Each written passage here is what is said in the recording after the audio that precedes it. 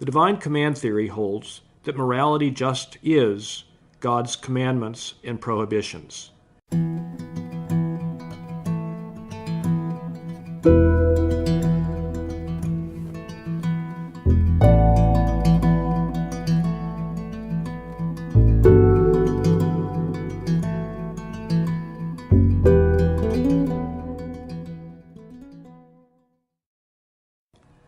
I'll be trying to illustrate how the truth of two assumptions, one, that God exists, and two, that it's morally wrong to violate God's commands, do not imply, three, that moral right and wrong just consist in God's commands and prohibitions.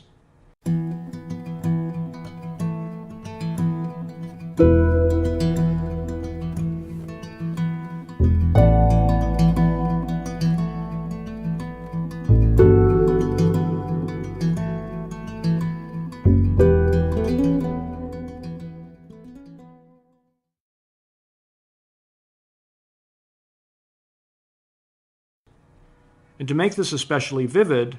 I will show how if one believes too, that is, that it's morally wrong to violate God's commands for certain reasons,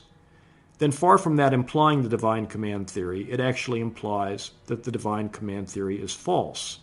because it implies that there must be truths about moral right and wrong that are independent of God's commands.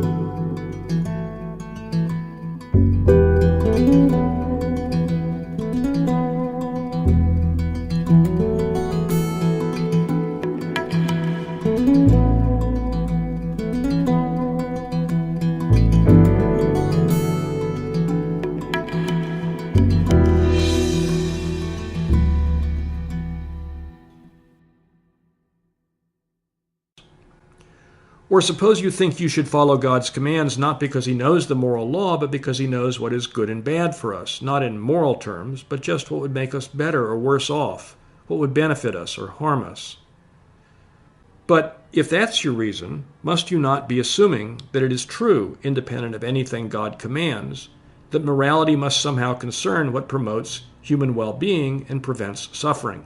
So here again, if this is why you think you should follow God's command, you must be assuming that there are facts about morality that are independent of God's command.